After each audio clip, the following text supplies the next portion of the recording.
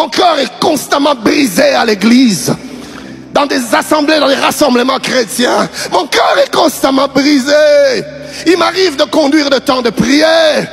Quand on prie pour nos attentes, pour nos désirs, on est chaud, on prie avec ferveur, on crie, on gesticule, on saute, on chante, on danse. Il y avait des bouts. Il n'est pas allé là-bas. Il est allé chez toi qui était... Maintenant tu entres dans le mariage. Maintenant tu deviens bou. C'est une escroquerie. Un jour, un homme prend la photo de sa femme. Il se promène avec. Où est ma femme? Où est ma femme? Sa femme est là. Oh, chérie, je suis là. Non, celle que j'ai épousée. Où est-elle? Où est-elle? Où est-elle? Tu es où? Tu es où? Oulia. Moi si, Oulia 4 fois par jour. Une femme qui mange 4 fois par jour. Tu as l'esprit de quoi? Des divorces qui t'attaquent derrière les Makemba. Et une femme qui... Tu remplis l'assiette comme ça vraiment. Comme un frère. Mais je vois dans les fêtes une sœur. Mais tu vois son assiette. Tu dis ça c'est l'autodestruction. Jusqu'à 2 h du matin tu es en train de manger. Trop manger perdra sa taille. Amen. Imagine ton mari est beau. Yozo beba. Oh beba. On me pas fait. Lorsque tu accouches, ma soeur, veille à ne pas perdre un ventre plat. Amen. Cherche les mamans là qui aident les femmes à retrouver les ventres plats. Parce qu'il y a des femmes, même après l'accouchement, elle a toujours la tendance d'être...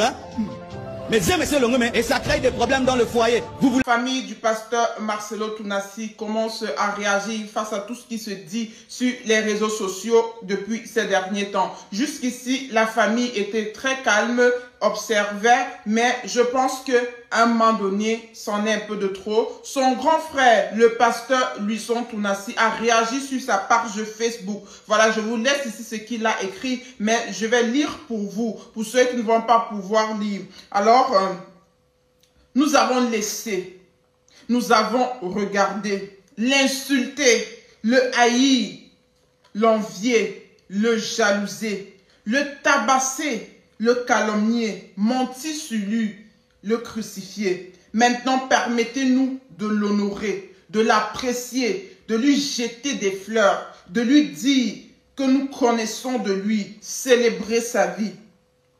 Ne dites pas que nous exagérons. Nous voulons vous montrer que l'amour est plus fort que la haine, la vérité que le mensonge, la lumière que les ténèbres, la majorité silencieuse aussi, capable de se lever et de faire du bruit. Oui, les frères et sœurs, je vous ai parlé beaucoup en douceur, parce que moi, je suis une servante de Dieu. Nous avons parlé avec beaucoup de douceur, beaucoup d'amour, parce que nous ne voulons pas entrer dans des choses avec la guerre, comme les gens du monde qui n'ont pas connu la vérité, parce que la vérité, nous la connaissons, et la vérité, elle est même écrite dans la parole de Dieu. La Bible nous dit clairement, ne mettez jamais votre confiance en un homme. Quand on parle de homme, ici, on parle homme avec grand H, c'est-à-dire femme et homme. La Bible a été claire là-dessus. Parce que Dieu n'a jamais voulu que dans ta vie, dans ton cœur, qu'un homme puisse prendre sa place. Mais nous tous, nous pouvons témoigner du vivant de Maman Blanche. Elle s'est sentie aimée. Elle s'est sentie valorisée par son homme. Et c'est la valeur, c'est ce qu'il est, c'est ce qu'il continue de faire avec maman Esther. C'est pas qu'il fait semblant, c'est pas qu'elle ne vit pas le bonheur conjugal ou quoi que ce soit. Mais à un moment donné aussi, c'est des personnes qui ont des émotions, qui ont des sentiments. Arrêtons s'il vous plaît. Vous avez la vie de vos familles. Chacun de nous a la vie de sa famille. Toi, tu comptes combien de pasteurs dans ta famille, mon frère, ma soeur?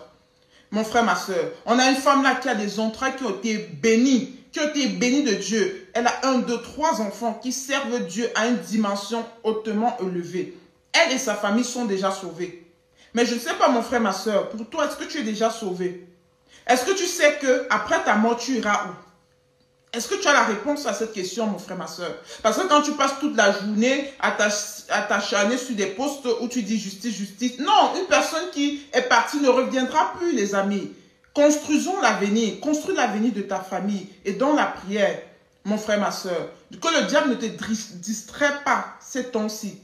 Ces temps-ci, parce que Jésus revient bientôt. Quand il reviendra, où iras-tu, toi et ta famille? Parce que l'ennemi est en train de te distraire ces derniers temps, tu es en train de commenter des choses. Oui, il a demandé pardon. Il a demandé pardon pour les personnes qui se sont trahies par son acte. Qu'est-ce que vous voulez, une personne qui vous a demandé pardon? Qu'est-ce que vous voulez?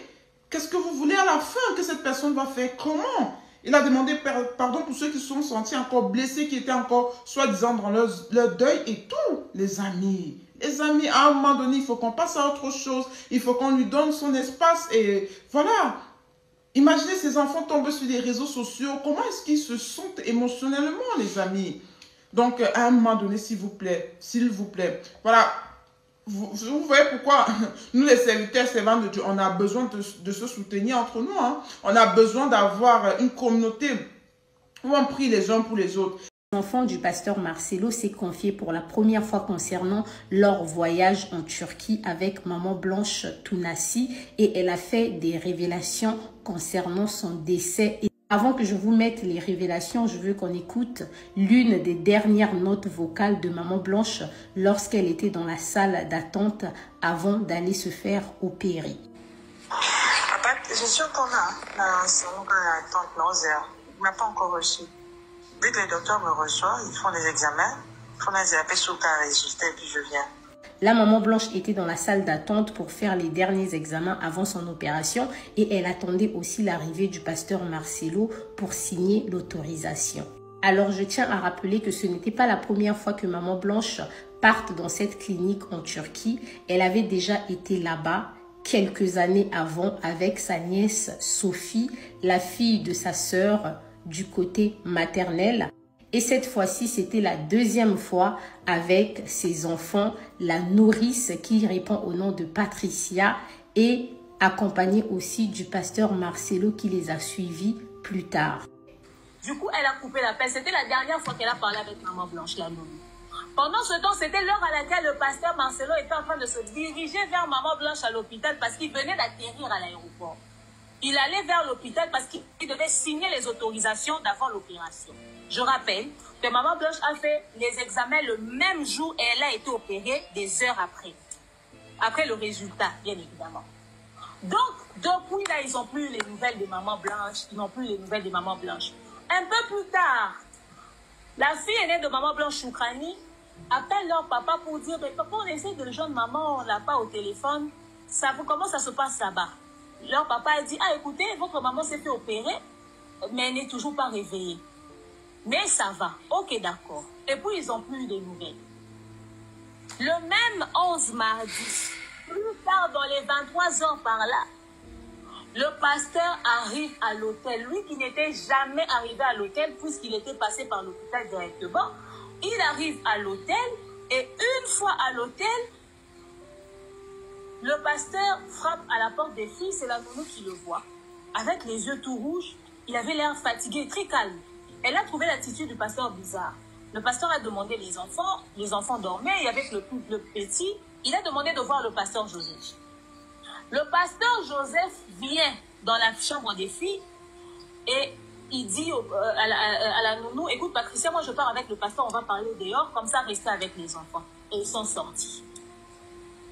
Ce n'est que le matin que la nounou voit les appels du téléphone de maman Blanche. Le numéro de maman Blanche l'appelait. Elle se dit, ah, peut-être que j'avais un mauvais pressentiment pour rien. Elle répond à l'appel, c'est le pasteur Marcelo. Laissez-la finir, s'il vous plaît. Et le pasteur dit, mais depuis je vous appelle, vous ne répondez pas. Il dit, les filles dorment encore, on était en train de dormir. Il dit, réveille les filles, j'ai besoin de vous parler.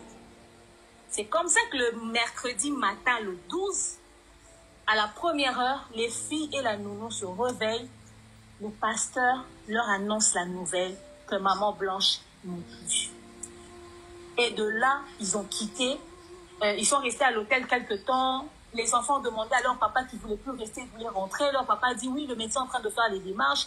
Et plus tard, c'est comme ça qu'ils ont quitté Kinshasa pour revenir. C'est ce qui s'est passé. La Turquie pour Kinshasa. La Turquie pour Kinshasa. Laisse-la finir. Voilà. C'est ce qui s'est passé. En tout cas, en ce qui concerne la partie de la Turquie, la version de la nounou que tout le monde est en train de lapider sur Internet, C'est ça. Ça, c'est la version que la nounou vous a donnée. De manière très officielle, et j'en parle.